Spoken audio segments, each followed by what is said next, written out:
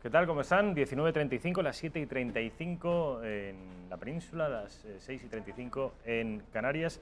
Estamos en presencia de Emilio Domínguez. Emilio, ¿cómo estás? Hola, buenas tardes. Buenas tardes. Emilio es miembro de la plataforma patriótica Millán Astray, es uno de sus portavoces. Conocen ustedes, seguramente conozcan más a Guillermo Rocafort, que es el que ha venido en más ocasiones, pero Emilio también ha venido acompañando a Guillermo alguna otra vez y hoy lo tenemos aquí con nosotros, bueno, pues para que nos cuente cuál es la última hora. Saben ustedes que llevan en constantes litigios con el Ayuntamiento de Madrid, porque el Ayuntamiento de Madrid se le puso entre ceja y ceja que tenía que acabar, por ser franquista, con la calle Millán Astray, cuando ya saben ustedes que el 18 de julio del 36 Millán Astray no estaba ni siquiera en España, estaba en Argentina.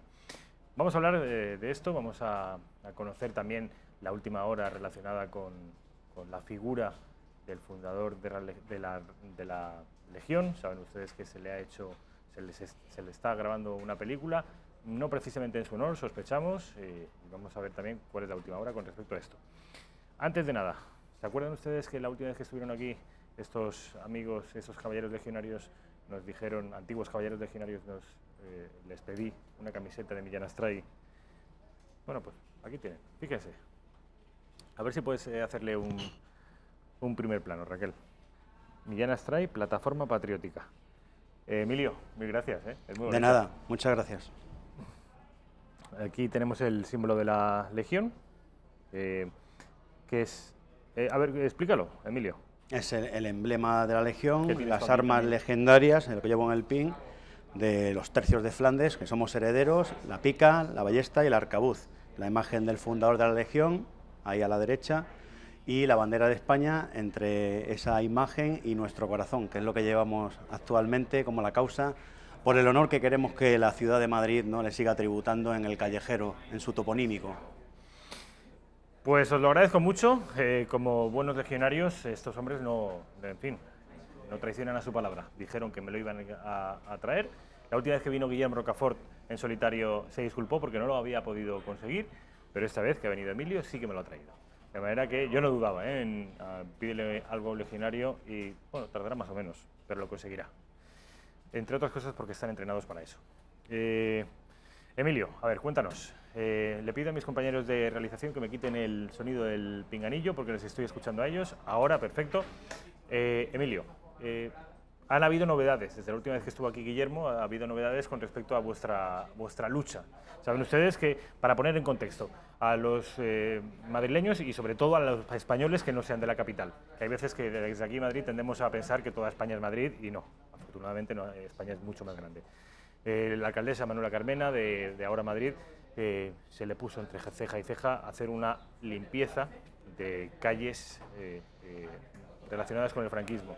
Entre esas calles incluyó, por ejemplo, los caídos de la División Azul, incluyó la calle Millán Astray y finalmente ha acabado por cumplir su amenaza.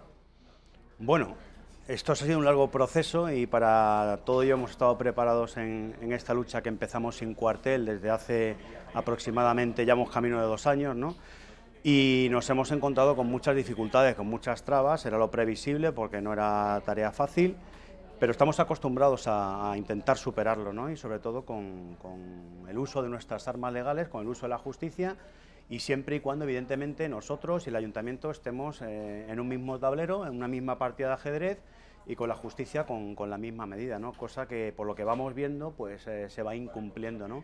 Desgraciadamente las normas del juego van cambiando según ha ido apareciendo noticias, sentencias o una serie de situaciones o acciones judiciales que nos han llevado a pensar que evidentemente esto no es como nos lo habían pintado y evidentemente nos han ratificado en la dificultad de todo lo que conlleva la lucha que pretendemos, ¿no? La lucha no tiene otro objeto que simplemente defender el honor, el respeto, el tributo que Madrid desde 1924 ha de guardar al fundador de la Legión, al héroe de Filipinas, de la Guerra de Marruecos y mutilado de guerra 4 ocasiones, ¿no?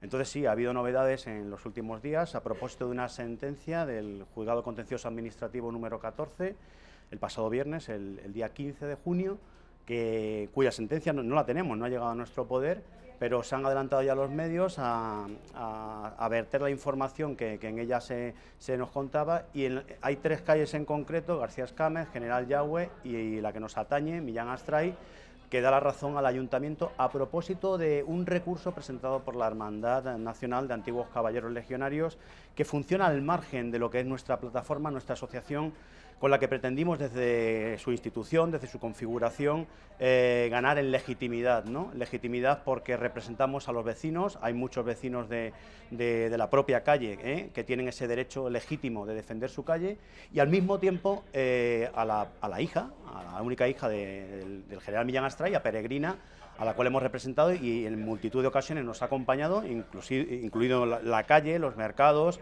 la parroquia, las diferentes concentraciones que hemos hecho en torno a la calle y en la Plaza Mayor hace aproximadamente año y medio, por la defensa de la calle del general Millán Astray.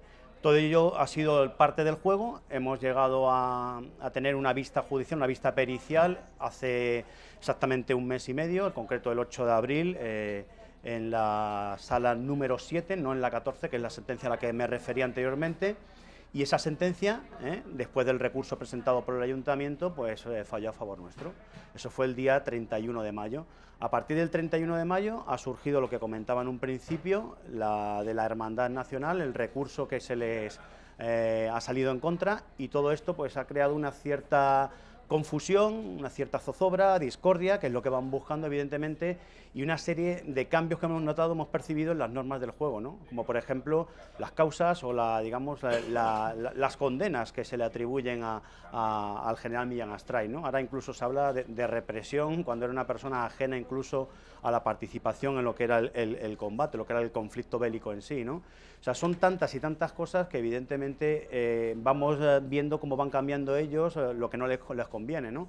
Desde la argumentación inicial, aquel 22 de septiembre de 2016, en el que veíamos, por ejemplo, que se hablaba mucho del enfrentamiento con Unamuno, lo de la avenida de la inteligencia que le iban a poner a la calle General Millán Astray. ¿Dónde está la avenida de la inteligencia? Se ha corrido un tupido velo, ya nadie habla de la avenida de inteligencia porque al parecer Unamuno no era tan bueno como lo pintaban, ¿no? Y de hecho ha habido una serie de comentarios, hemos tenido una serie de polémicas en los medios e incluso en el Instituto Cervantes con Gabaté, con uno de sus biógrafos, a propósito de una intervención de Guillermo Rocafort, y de hecho han salido una serie de testimonios que han estado en boca de todos en las últimas semanas, tanto en Salamanca, un bibliotecario, Severino creo que se llamaba, Severino Delgado, y no hace mucho, hace 48 horas, ha salido un estudio de 2 investigadores extremeños, Moisés Domínguez y el padre Ángel David Martín Rubio, hablando de los hermanos Tagó, también franceses, sobre una entrevista que hicieron en octubre al propio Unamuno, ¿no? Igual que se le había hecho también el 21 o 22 de octubre el periodista griego Kazantzakis, que no era sospechoso evidentemente de apoyar al bando nacional, ¿no?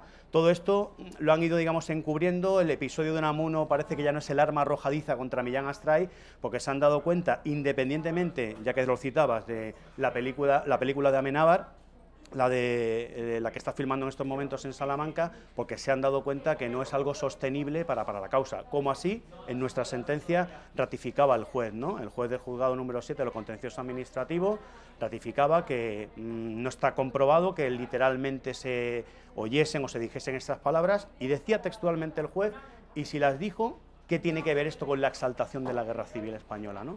Que era uno de los motivos en los que pretendían esconderse en ese primer encuentro del 22 de septiembre de 2016 con el secretario del comisionado de la Ley de Memoria Histórica, con don Chema Urquijo, don José María Urquijo, por los argumentos que querían poner, digamos, en contra, ¿no?, para intentar argumentar que la calle Millán Astray debería desaparecer del toponímico de la ciudad de Madrid. Emilio, para los que no estén demasiado al tanto en lo que está ocurriendo en Madrid con la limpieza, entre comillas, de las calles franquistas y en particular en el caso de la calle de Millán Astray, explícales a los espectadores de Intereconomía qué ha ocurrido con esta controversia, aquel episodio de Unamuno versus Millán Astray o Millán Astray versus Unamuno. Lo que flota en el imaginario colectivo es que hubo una discusión en Salamanca, en la Universidad de Salamanca, donde Unamuno reprimía a Millán Astray decía viva la muerte, muera la inteligencia, porque Unamuno le advertía que estaban en el templo de la inteligencia. Entonces Unamuno, entonces Millán Astray se levantó. Algunos incluso dicen que que se llevó la mano al cinturón donde tenía el arma y dio vivas a la muerte. ¿Qué ha habido, qué novedades ha habido historiográficas con respecto a este episodio? Es lo que comentaba antes, primero se ha intentado revelar que hay otra serie de fuentes historiográficas también válidas. Se ha abierto también el camino de lo que dijo Portillo, que no estaba concretamente en Salamanca. ¿El diario El País ha tenido algo que ver en estas nuevas revelaciones? El periódico El País ha aceptado o ha publicado en concreto una serie de artículos a los que ha venido una respuesta posteriormente del propio Gabatè, de este biógrafo de Unamuno, pero lo que hay que, digamos, intentar concretar es el marco del que estamos hablando, ¿no? Y en ese marco en el que nos movemos, pues hay que escuchar a los biógrafos de Unamuno, no solamente a los actuales, sino ha habido biógrafos como John Juaristi o como Emilio Salcedo, y por nuestro lado, por la parte que atañe al general Millán Astray y Luis Togores, y nos encontramos con una disparidad de versiones y de criterios que evidentemente deberían, en esta acusación que se intenta hacer sobre la figura del general Millán Astray, deberían darle esa duda, ¿no? Esa duda que cualquier reo ha de tener, lo de indubio, ese principio de indubio pro reo, cuando está siendo acusado por diversas cosas y realmente hay diversos testimonios que no coinciden, ¿no? Entonces, a partir o a raíz de lo que se publicó hace 4 o 5 semanas en Salamanca, a lo largo del país, a propósito de este bibliotecario, de Severiano Delgado, resulta que ha habido el otro lado, el otro sector, que no se cree la versión porque esta persona revelaba que el tal Portillo había hecho una ficción, una palabra que yo he oído mucho en los últimos encuentros relacionados sobre Millán Astray, por ejemplo el del Instituto Cervantes, en los que los miembros, sorprendentemente, los miembros del comisionado de la Ley de Memoria Histórica, tanto el señor Ruiz Manjón como el señor Trapiello, e incluso el propio Gabatè y su mujer, hablaban de mito, de ficción y de exageración de todo lo que había acontecido. Entonces, si ellos, que son las principales armas propagandísticas de ese episodio, el que se ha convertido prácticamente en su modus vivendi, y en el modus operandi, ¿no?, a lo largo de la composición de su trabajo escrito, en concreto de Gabatè en cuanto a su biografía, del que hace digamos una ligera pasada, porque no se ha estudiado a fondo por la disparidad o diversidad de opiniones y criterios que hay al respecto. Pero lo que está claro es que allí Millán Astray no era, como de hecho Unamuno anotó en el reverso de la carta que le habían entregado previamente, una persona, la mujer de Atilano Coco, que era un pastor protestante que había estado a verle minutos antes de él acudir al Paraninfo, ¿no? Porque él ni siquiera, por los enfrentamientos que tenía con todo el mundo, él era una situación en la que se encontraba, como bien apuntaba Moisés Domínguez y el padre Ángel David Martín Rubio, se encontraba desesperado por la situación de España, por su situación personal, por su crisis personal, y es evidente que realmente estaba dentro de un estado de confusión. Y a esto se le tuvo que añadir el hecho de esta visita de una persona que suplicaba para ese pastor protestante, Atilano Coco, que realmente salvase el pellejo, ¿no?, que no fuese represaliado, ¿no? Entonces él hizo unas notas en función de los discursos que de manera fehaciente aparecen en el adelanto del 13 de octubre del 36, que es lo más cercano que tenemos, es 24 horas después. Allí no hay posibilidad de Photoshop en aquel tiempo, no tenemos posibilidad, por ejemplo, de cambiar los términos. Se podría hablar, como hablaba Gabatè, de censura, pero en lo que son los testimonios y los discursos que dan Ramos Los Certales, Pemán, Maldonado, Beltrán de Heredia, no aparece ningún discurso, y de hecho lo anota el propio Unamuno, de Millán Astray, ¿no? Hay una serie de alusiones, una serie quizá incluso de provocaciones, como así reconoce y así lo ha constatado estos dos hermanos, los hermanos Zagó, sobre la forma en la que se dirige a Millán Astray cuando le habla del lisiado, del producto final de una guerra o de los enfrentamientos con Rizal. Todo esto evidentemente tiene una fuerza en la opinión pública de lo que es el Frente Popular y en la prensa frente populista. Entonces, es lo que corre como la pólvora. ¿Dónde se construye, cómo se construye ese mito de lo que ocurrió allí en realidad? Pues ese mito, como decía, hemos de esperar incluso 15 años, porque al parecer es en 1941... el tal Portillo, que había estado y había trabajado en España en los años anteriores a la guerra, pero que se encontraba directamente en Londres, que hace una ficción de algo que le cuentan. De hecho, incluso lo publica en inglés, y al parecer esa ha sido la base, porque incluso Pemán en el año 60, 25 años después, o 60-61, aparece en ABC quitando hierro al asunto. De hecho, se ve en el propio adelanto la fotografía, digamos, más significativa de lo que ocurrió allí, la despedida afable, cordial, tanto de Unamuno como el encargado del protocolo. El encargado del protocolo era el general Millán Astray, y Unamuno estaba en representación de Francisco Franco, del caudillo, que no estaba presente en el acto, por eso estaba su mujer, y las veces de actos protocolarios corrían a cuenta del general Millán Astray, que es el que se encarga de organizar todo, la salida y la protección. Allí no hay ningún gesto, digamos, hostil hacia la figura de Unamuno. Es más, él, que se declaraba falangista, y de hecho meses más tarde fallece, y su cuerpo es llevado por falangistas, es enterrado por falangistas, por las calles de Salamanca. Esta situación lo único que hace es engrandecer, digamos, la figura de ese Unamuno, el que había estado allí presente, pero no en concreto el enfrentamiento con Millán Astray, porque de hecho Unamuno sale por su propio pie, luego se reúne con su hijo en el casino, en el restaurante Novelty de Salamanca, en el que meses antes, en concreto el 18 de julio, no había tenido ningún tipo de interferencia, ningún tipo de presión para, digamos, declarar su simpatía por lo que había ocurrido en Melilla, ¿no? La tarde-noche del 17 de julio. Por lo tanto, hemos de tener en cuenta que toda esta situación en torno a Unamuno, que fue uno de los principales bastiones en los que el comisionado intentó basar su refuerzo, fue echado para atrás por el juez de la sala número 7. El tema Unamuno, así como otros, como el tema de la publicidad o el hecho de que posiblemente fuese o se aducía que había sido el director de Radio Nacional de España, cuando hasta junio del 37 no empieza a funcionar como tal y no consta, en cuanto miras simplemente en cualquier fuente, no consta el general Millán Astray como director de Radio Nacional de España. Hubo intentos en enero, pero él fue cesado mucho antes de lo que se le atribuye o de causas que tengan que ver con la propaganda de la Guerra Civil Española o con las arengas que supuestamente desde los balcones decía a la población, a sus soldados, ¿no? Emilio, vamos a abundar en la figura, si bien brevemente, en la figura de Millán Astray a la vuelta de publicidad, porque me interesa mucho que nos expliques a los espectadores muy brevemente, porque vamos a tener apenas 7 o 8 minutos, el recorrido vital de Millán Astray, sus aventuras en Filipinas, las artes de combate asiáticas que le inspiran luego para la hora de formular el decálogo, el ideálogo de la Legión. Esto va a ser a la vuelta de publicidad.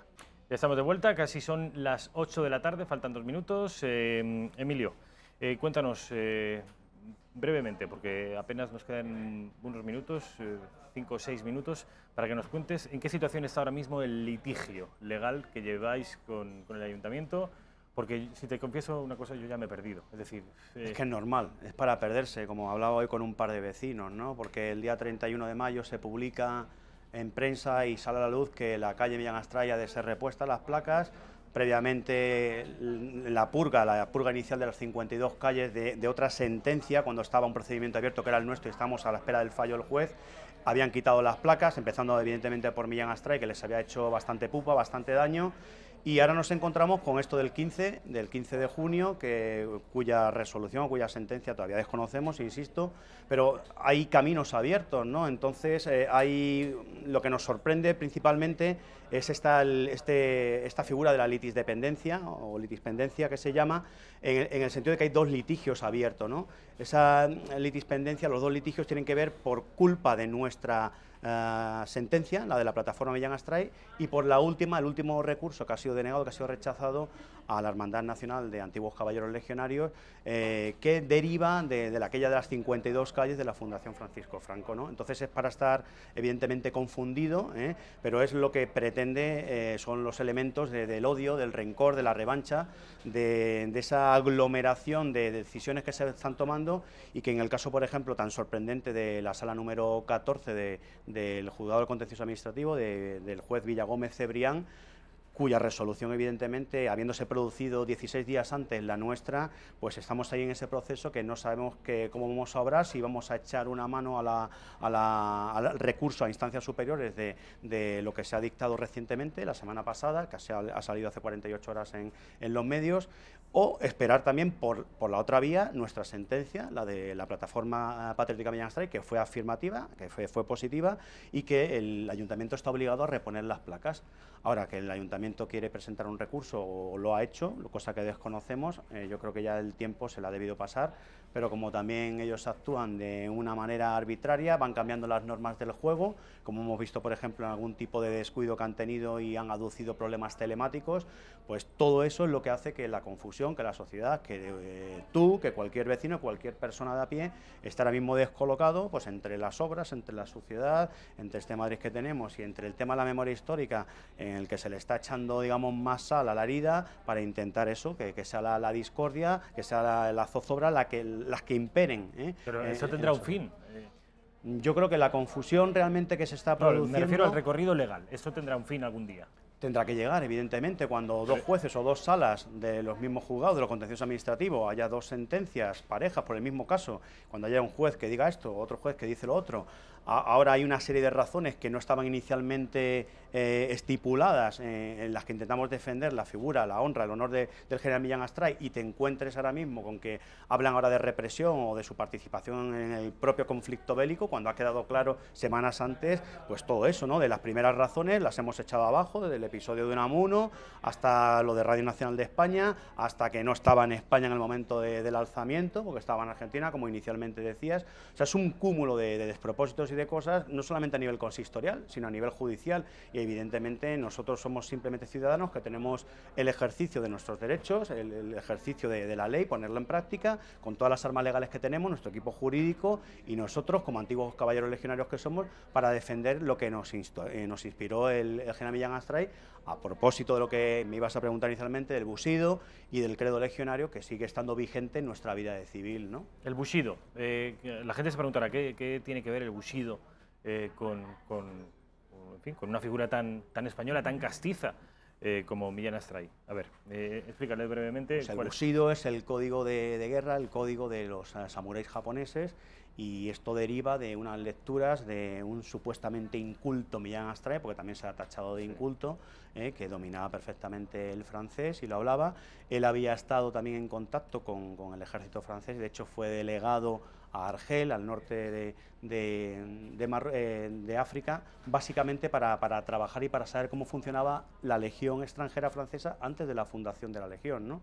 Él le llega una versión del libro de Inazo Nitobe a través de la embajada francesa, y a partir de ahí, pues esa traducción del francés es la que traslada y la que traduce al castellano décadas más tarde, ¿no? Y en él se inspira y es, digamos, ¿hasta la tal punto base... controlaba el idioma? El francés, para traducirlo, sí. Para traducirlos, claro, tendría una serie de explicaciones a nivel militar de lo que significaba, pero evidentemente él era capaz de traducirlo y de hablarlo, ¿no? Y de hecho, él, cuando él estaba de profesor, bastantes años antes del inicio del conflicto, en la Academia de Toledo, en la Academia de Suboficiales actualmente, la Academia de Oficiales, pues él lo tenía, digamos, como libro de cabecera.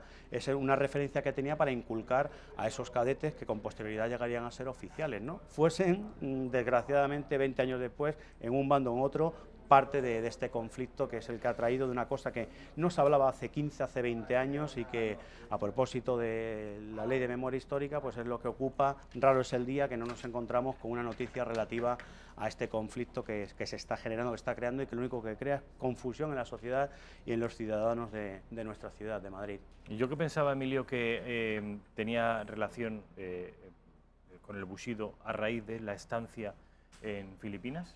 Bueno, eso había sido anterior, es finales del siglo XIX, ¿no? Y evidentemente allí, pues la relación que tiene con Filipinas no tiene que ver nada con el código del samurái, que es posterior, cuando él lo descubre, ¿eh? Pero evidentemente la lucha que hay contra los tagalos, contra los sublevados contra filipinos, Rizal, al que te referías contra antes. Rizal, efectivamente. José Rizal. La situación en la que vive como segundo oficial, como lo que es actualmente un alférez o teniente, ¿no? Segundo oficial, y se tiene que hacer cargo de sus soldados por la muerte de sus superiores y defender la posición en aquella situación tan adversa y tan hostil del enemigo. Pues evidentemente, igual que el hecho de conocer de cerca la cárcel, porque su padre había sido director de prisiones, había estado en Barcelona, de hecho, y de allí casualmente se trae a sus primeros legionarios, que sin ninguna connotación política, como tiene la Legión, que no tiene ninguna connotación política, y hay de todo. Hay gente que vota a unos, votas a otros, pero eso queda a la entrada de cualquier cuartel, de cualquier tercio de la Legión, de cualquier bandera. Cada uno es, digamos, capaz de defender sus propios ideales, pero siempre con una apuesta en común, un elemento común, que es el amor a la patria, el amor a España. ¿Dónde nace?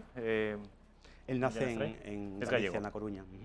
es gallego como luego el caudillo. ¿Con Franco qué relación tenía? Hombre, con Franco porque ese, digamos, uno de sus lugartenientes a la hora de dar continuidad a la Legión, ¿no? Después de, en el medio, ahora mismo hemos celebrado, de hecho, o hemos conmemorado el 95 aniversario de la muerte del que está en el medio de ellos, que es el teniente coronel Valenzuela, el primer jefe de la Legión que muere en combate, en concreto en junio de 1923, y hace unos días se conmemoraba pues, Tenemos que ir. Los 95 años de que Franco se hace cargo de la Legión en sustitución de Valenzuela y del anterior jefe, que fue Millán Astray. Emilio Domínguez, ha sido un placer. Fundación Millán Astray. Vamos a la publicidad porque a la vuelta estamos con Bernardo Bulo de José Antonio García Saavedra, Pepe.